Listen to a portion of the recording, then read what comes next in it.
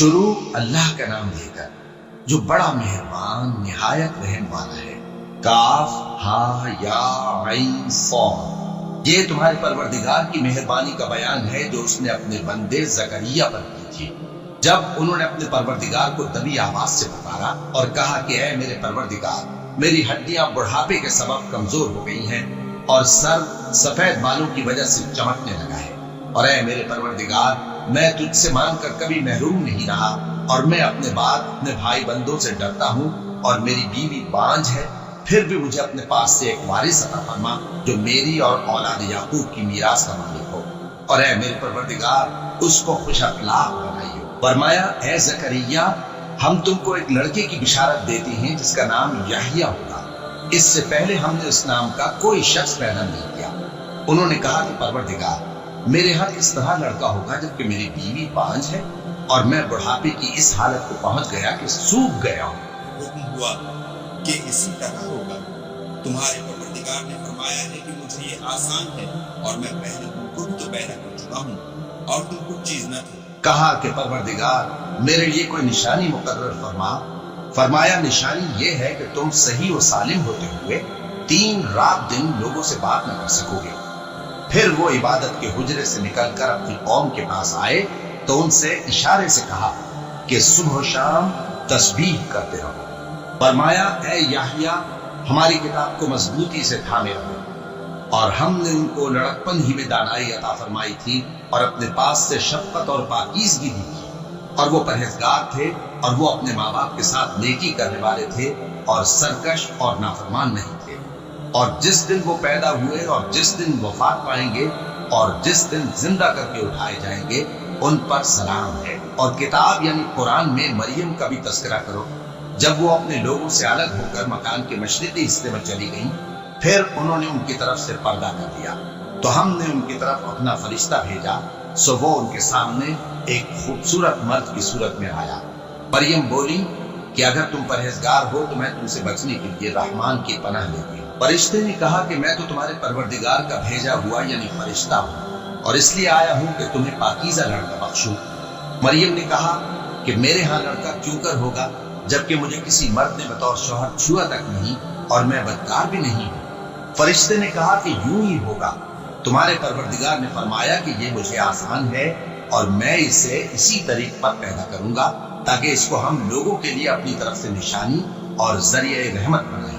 और ये काम मुकर्रर हो चुका है। चुनाचे वो उस बच्चे के साथ हामिला हो गई और उसे लेकर एक दूर जगह चली गई। फिर दर्द ज़िह्न उनको खजूर के तने की तरफ ले आया। कहने लगी कि काश मैं इससे पहले मर चुकती और भूली बिसरी हो गई होती। तब उनके टीले के नीचे की जानिब से फरिश्ते ने उनको आवाज दी कि गमनाक न हो, तुम्हारे परवरदिगार ने तुम्हारे नीचे एक चश्मा पैदा कर दिया है और खजूर के तने को पकड़कर अपनी तरफ हिलाओ, वो तुम पर ताजा उम्दा खजूरें गिराएगा, तो खाओ और पियो और आंखें ठंडी करो। अगर तुम किसी आदमी को देखो तो कहना कि मैंने अल्लाह के लिए रोजे की मन्नत मानी, तो आज मैं किसी आदमी से हरगिज़ कलाम नहीं करूं। फिर वो उस बच्चे को उठाकर अपनी बरादरी वालों के पास ले आई। वो कहने लगे कि मरियम, ये तो तुमने बुरा काम किया। ऐ हारून की बहन, न तो तेरा बाप ही बुरा आदमी था और न तेरी माँ ही बदकार थी। तो मरियम ने उस बच्चे की तरफ इशारा किया। वो बोले कि हम इससे कि गोद का बच्चा है कैसे बात करें। बच्चे ने कहा कि मैं अल्लाह का बंदा हूँ, उसने मुझे किताब दी है और नबी बनाया है, और मैं जहां हूं और जिस हाल में हूं उसने मुझे साहिब बरकत बनाया है, और जब तक जिंदा हूं मुझको नमाज और ज़कात का इरशाद फरमाया है, और मुझे अपनी माँ के साथ नेक सलूक करने वाला बनाया है और सरकश व बदबख्त नहीं बनाया। और जिस दिन मैं पैदा हुआ और जिस दिन मरूंगा और जिस दिन जिंदा करके उठाया जाऊंगा, मुझ पर सलाम है। ये मरियम के बेटे ईसा है और ये सच्ची बात है जिसमें लोग शक करते हैं। अल्लाह को शाया नहीं कि किसी को बेटा बनाए, वो पाक है।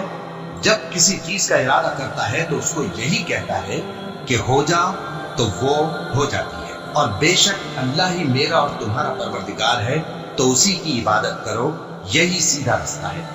फिर अहले किताब के फिरकों ने बाहम इख्तिलाफ किया, सो जो लोग काफिर हुए हैं उनको बड़े दिन यानी क़यामत के रोज हाजिर होने से खराबी है। वो जिस दिन हमारे सामने आएंगे कैसे सुनने वाले और कैसे देखने वाले होंगे, मगर जालिम आज खुली गुमराही में है, और उनको हसरत और अफसोस के दिन से डरा दो जब बात फैसल कर दी जाएगी और वो गफलत में पड़े हुए हैं और ईमान नहीं लाते। हम ही जमीन के और जो लोग उस पर बसते हैं उनके वारिस होंगे और हमारी ही तरफ उनको लौटना होगा। और किताब में इब्राहिम का जिक्र करो, बेशक वो निहायत सच्चे थे, पैगंबर थे। जब उन्होंने अपने बाप से कहा कि अब्बा, आप ऐसी चीजों को क्यों पूछते हैं जो ना सुने और ना देखें और ना आपके कुछ काम आ सके। अब्बा, मुझे ऐसा इल्म मिला है जो आपको नहीं मिला, तो मेरे साथ हो जाइए, मैं आपको सीधी राह पर ले चलूंगा। अब्बा, शैतान की पूजा ना कीजिए, बेशक शैतान अल्लाह का नाफरमान है। अब्बा, मुझे डर लगता है कि आपको अल्लाह का अज़ाब आ पकड़े तो आप शैतान के साथी हो जाएं। उसने कहा कि इब्राहिम, क्या तू मेरे माबूदों के खिलाफ है? अगर तू बाज ना आएगा तो मैं तुझे संसार कर दूंगा और तू हमेशा के लिए मुझसे दूर हो जा। इब्राहिम ने सलाम अलैकुम कहा और कहा कि मैं आपके लिए अपने परवरदिगार से बख्शिश मांगूंगा, बेशक वो मुझ पर निहायत मेहरबान है। और मैं आप लोगों से और जिनको आप अल्लाह के सिवा पुकारा करते हैं उनसे कनारा करता हूँ और अपने परवरदिगार ही को पुकारूंगा। उम्मीद है कि मैं अपने परवरदिगार को पुकार कर महरूम नहीं रहूंगा। और जब इब्राहिम उन लोगों से और जिनकी वो अल्लाह के सिवा परस्तिश करते थे अलग हो गए, तो हमने उनको इसहाक और इसहाक को याकूब बख्शे और हर एक को पैगंबर बनाया। और हमने उनको अपनी रहमत से बहुत सी चीजें इनायत की और उनका जिक्र जमील बुलंद किया। और किताब में मूसा का भी जिक्र करो, बेशक वो हमारे बरगुज़ीदा थे और रसूल थे, नबी थे। और हमने उनको तूर की दाहिनी तरफ से पुकारा और बातें करने के लिए नजदीक बुलाया और अपनी मेहरबानी से उनको उनका भाई हारून पैगंबर बनाकर अता किया। और किताब में इस्माइल का भी जिक्र करो, वो वादे के सच्चे और रसूल थे, नबी थे, और वो अपने घर वालों को नमाज और ज़कात का हुक्म करते थे और अपने परवरदिगार के यहाँ पसंदीदा थे। और किताब में इदरीस का भी जिक्र करो, वो भी निहायत सच्चे थे, नबी थे, और हमने उनको ऊंची जगह उठा लिया था। ये वो लोग हैं जिन पर अल्लाह ने अपने पैगंबरों में से फजल किया, यानी औलादे आदम में से, और उन लोगों में से जिनको हमने नूह के साथ कश्ती में सवार किया, और इब्राहिम और याकूब की औलाद में से, और उन लोगों में से जिनको हमने हिदायत दी और जिन्हें बरगुज़ीदा किया। जब उनके सामने हमारी आयतें पढ़ी जाती थी तो सजदे में गिर पड़ते और रोते रहते थे। फिर उनके बाद चंद नाखलफ उनके जानशी हुए जिन्होंने नमाज को जाया कर दिया और ख्वाहिशात नफ्सानी के पीछे लग गए, सो अनकरीब उनको गुमराही की सजा मिलेगी। हाँ, जिसने तौबा की और ईमान लाया और अमल नेक किए तो ऐसे लोग बहिश्त में दाखिल होंगे और उनका जरा नुकसान न किया जाएगा, यानी हमेशा की बहिश्तों में जिसका अल्लाह ने अपने बंदों से वादा किया है कि जो उनकी आंखों से पोशीदा है। बेशक इसका वादा नेकुकारों के सामने आने वाला है। वो इसमें सलाम के सिवा कोई बेहुदा कलाम न सुनेंगे और उनको सुबह शाम खाना मिलेगा। यही वो जन्नत है जिसका हम अपने बंदों में से ऐसे शख्स को मालिक बनाएंगे जो परहेजगार होगा। और फरिश्तों ने पैगंबर को जवाब दिया कि हम तुम्हारे परवरदिगार के हुक्म के सिवा उतर नहीं सकते। जो कुछ हमारे आगे है और जो पीछे है और जो इसके दरमियान है सब उसी का है, और तुम्हारा परवरदिगार भूलने वाला नहीं, यानी आसमान और जमीन का और जो इन दोनों के दरमियान है सब का परवरदिगार, तो उसी की इबादत करो और उसकी इबादत पर साबित कदम रहो। भला तुम कोई उसका हम नाम जानते हो?